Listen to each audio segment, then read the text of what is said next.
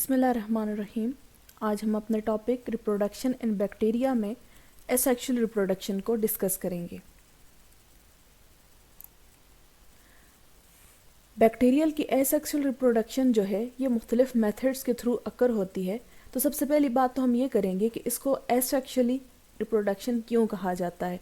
Actually इस method of reproduction में जो दो सेक्सेस, दो अपोजिट जेंडर या दो अपोजिट मैटिंग टाइप्स जो है वो इन्वॉल्व नहीं होती। ठीक है, किसी भी तरह से दो डिफरेंट मैटिंग टाइप्स की इन्वॉल्वमेंट यहाँ पे नहीं होती, इसलिए इसको हम कहते हैं एसेक्सुअल रिप्रोडक्शन।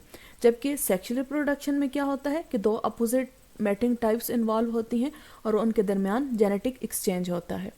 एसेक्सुअल रिप्रोडक्शन में किसी तरह की भी मैटिंग टाइप्स या डिफरेंट जेंडर्स वगैरह एग्जिस्ट नहीं करते या इन्वॉल्व नहीं होते, जबकि सिंगल पेरेंट सेल से ही आगे न्यू सेल्स जो है वो अराइज होते हैं। तो इस तरह की रिप्रोडक्शन या इस तरह से किसी भी सेल का नंबर इंक्रीज होना कि पहली बात जिसके अंदर same single type of cell मौजूद हो और डिफरेंट टाइप्स ऑफ सेल या डिफरेंट मैटिंग टाइप्स मौजूद ना हो, तो ऐसी को हम कहते हैं एसेक्सुअल रिप्रोडक्शन।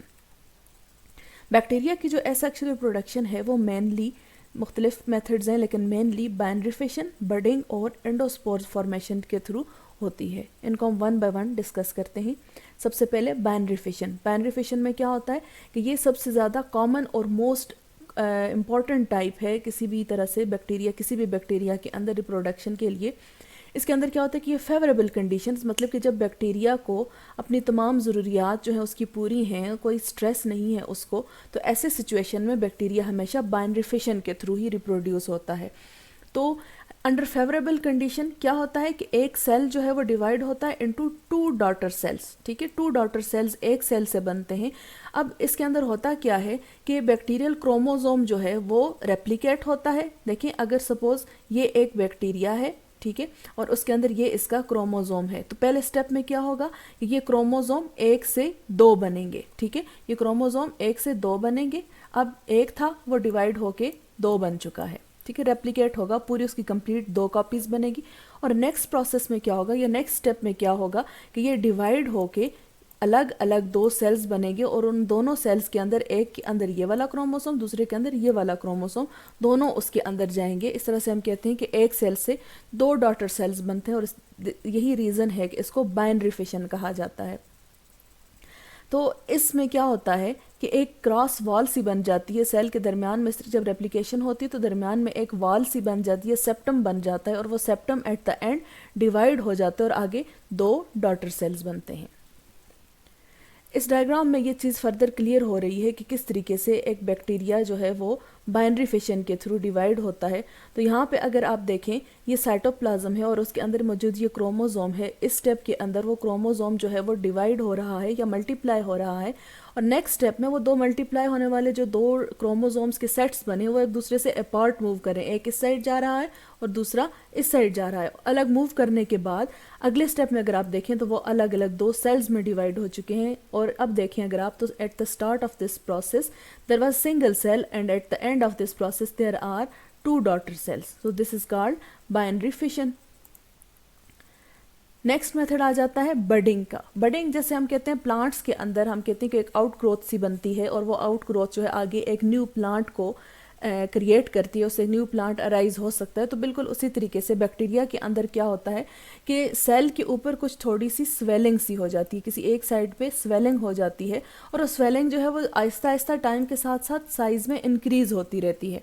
इस दौरान साथ साथ उसका साइज इंक्रीज होता है, साथ साथ क्या होता है कि उस सेल की जो न्यूक्लियस होता है उसके अंदर डिवीजन होती है। ठीक है, न्यूक्लियस की डिवीजन होती है, 2 सेट्स ऑफ न्यूक्लियस बन जाते हैं। पहले अगर सिंगल न्यूक्लियस था तो वो डिवाइड होकर 2 न्यूक्लियस बन जाते हैं। उनमें से जो मेन न्यूक्लियस है वो तो अपनी जगह पे मौजूद रहता है, जबकि एक दूसरा जो सेकंड जो डिवाइड होके बना है न्यूक्लियस वो मूव करता है इनटू दैट स्वेलिंग। ठीक है, वो जो स्वेल होके एक आउट ग्रोथ से बाहर निकल चुकी है वो उसके अंदर मूव कर जाता है।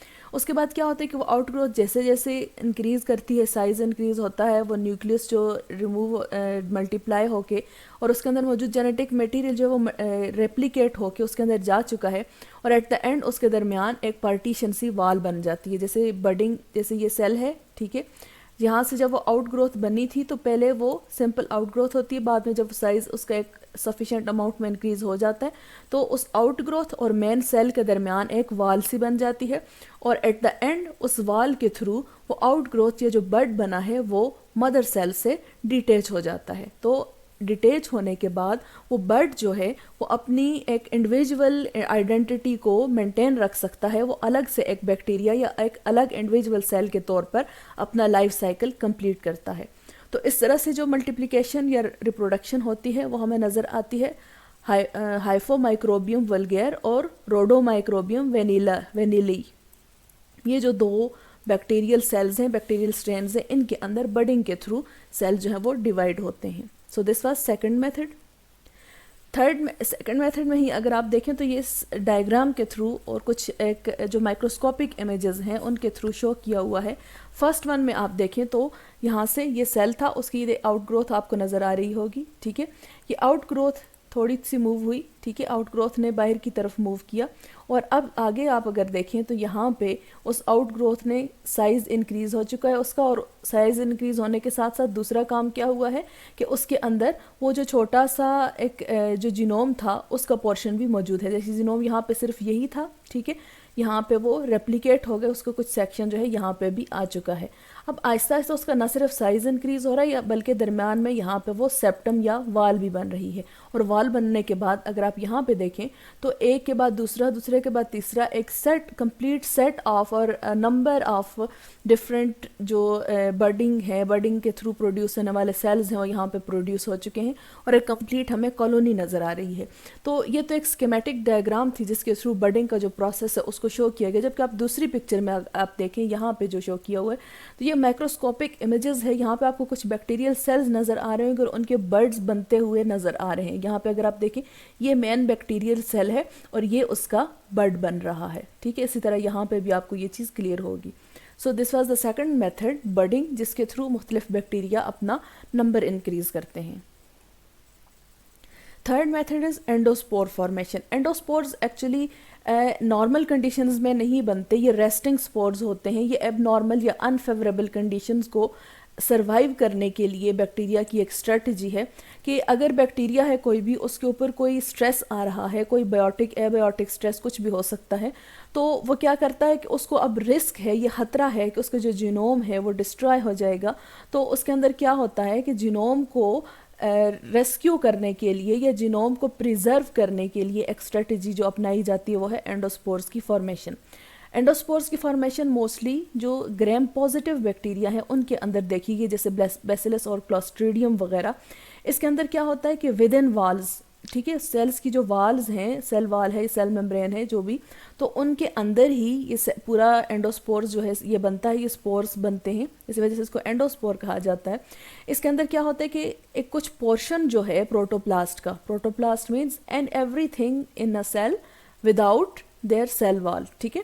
तो सेल वाल के अंदर जितनी भी, सेल मेम्ब्रेन के अंदर जितनी भी चीज़ें मौजूद हैं उसको हम प्रोटोप्लास्ट कहते हैं। और ये प्रोटोप्लास्ट क्या होता है मोस्टली, जिसके अंदर हम मेन अगर बात करें तो साइटोप्लाज्म होता है।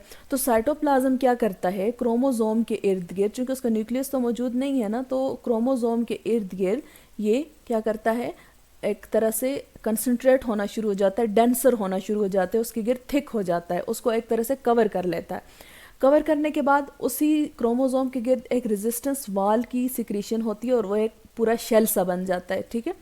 शेल बनने के बाद क्या होता है कि एक सेल के अंदर, जिसके अंदर ये शेल बन चुका है, दो पोर्शंस आ जाते हैं। एक वो पोर्शन जो उस स्पोर या उस शेल के अंदर इनक्लोज्ड है, और एक दूसरा पोर्शन जो उसे बाहर रह चुका है।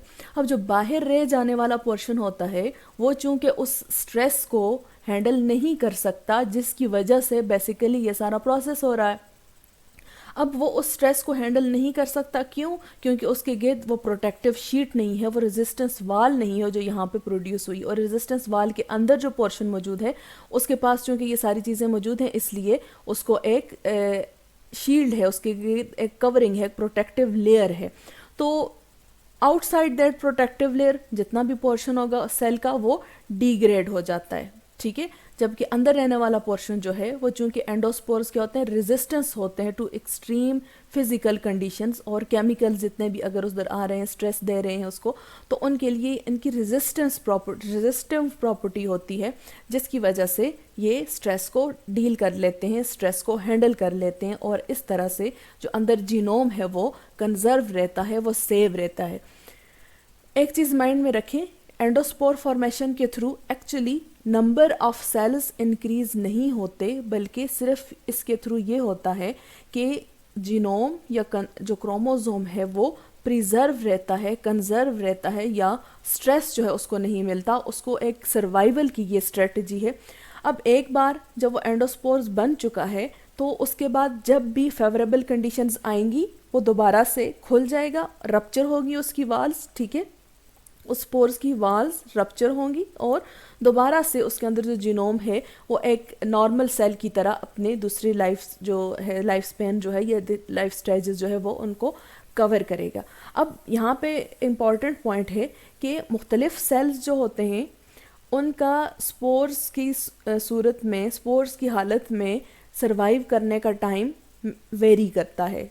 मतलब बात क्या ये है कि स्पोर्स, एक जब सेल एंडोस्पोर्स की फार्म में मौजूद होता है तो वो उस फार्म में काफ़ी लंबे अरसे तक रह सकता है, ठीक है, काफ़ी लंबे अरसे तक उस स्टेज में वो रह सकता है, और जैसे ही उसको फेवरेबल कंडीशंस मिलेंगी तो उसकी वॉल्स रप्चर हो जाएंगी और वो दोबारा से नॉर्मल कंडीशन में आ जाएगा। लेकिन अब कितना लंबा अरसा वो एंडोस्पोर्स की फॉर्म में रह सकता है, ये बैक्टीरिया टू बैक्टीरिया वेरी करता है। यहाँ पे अगर आप देखें ये मुख्तलिफ स्टेजेस उसकी बताई हुई हैं, तो सबसे पहले यहाँ पे आप बात कर, हम स्टार्ट करते हैं यहाँ से। ये एक सेल था, ठीक है, ये यहाँ से स्टार्ट करते हैं, ये सेल था और इसके अंदर इसका जीनोम भी मौजूद था।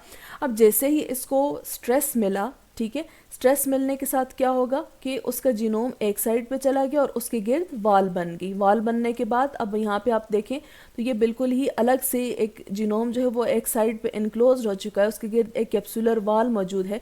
अब यहाँ पे दोबारा से जब उसको फेवरेबल कंडीशंस मिल गई हैं तो सेल की लाइसिस होगी, स्पोर की जो फॉर्मेशन हुई थी उसकी वाल्स की लाइसिस होगी, मतलब कि ब्रेकेज होगा, और वहाँ से एंडोस्पोर जो है वो रिलीज़ हो जाएगा। अब ये एंडोस्पोर रिलीज़ हो जाएगा या बाकी सेल डिग्रेड हो जाएगा, इन बोथ कंडीशंस ये पूरा एक सीक्वेंसेस इसके पास मौजूद है, पूरा जीनोम मौजूद है, ये दोबारा से अपनी life cycle on getting that favourable conditions और रिक्वायर्ड कंडीशंस ये कैरी कर सकता है। तो यहाँ पे अगर आप देखें ऑन द राइट साइड आपको नज़र आ रहा होगा ये एक एंडोस्पोर की स्ट्रक्चर बताई हुई है। इसमें इंपॉर्टेंट बात क्या है कि इसके बिल्कुल सेंटर में आपको उसका जीनोम या डीएनए नज़र आ रहा होगा यहाँ पे ये, ठीक है। तो एक्चुअली इसके अंदर मेन चीज़ यही होती है कि इसका जीनोम मौजूद होता है, उसके गिर्द फिर मुख्तलिफ वाल्स होती हैं। वाल्स की आपको एक सीरीज़ नज़र आ रही होगी, वाल आफ्टर वाल है। तो इसका असल मकसद यही होता है कि ये इसको रेजिस्टेंस प्रोवाइड की जाए, इसको एक प्रोटेक्शन प्रोवाइड की जाए जीनोम को। तो बेसिक इसके पार्ट्स क्या हैं, एक तो उसका जीनोम या डीएनए और उसके गिर्द मुख्तलिफ वाल्स या कोट्स वगैरह जो होंगे। तो आज हमने डिस्कस किया कि एक बैक्टीरिया जो है वो एसेक्सुअली कौन कौन से तरीक़ों से रिप्रोड्यूस कर सकता है, जिसमें से मेनली हमने आज एसेक्सुअल रिप्रोडक्शन में डिस्कस किए बाइनरी फिशन, बडिंग और एंडोस्पोर फॉर्मेशन। नेक्स्ट टाइम इंशाल्लाह हम सेक्सुअल रिप्रोडक्शन की तरफ जाएंगे। तब तक के लिए अल्लाह हाफिज़।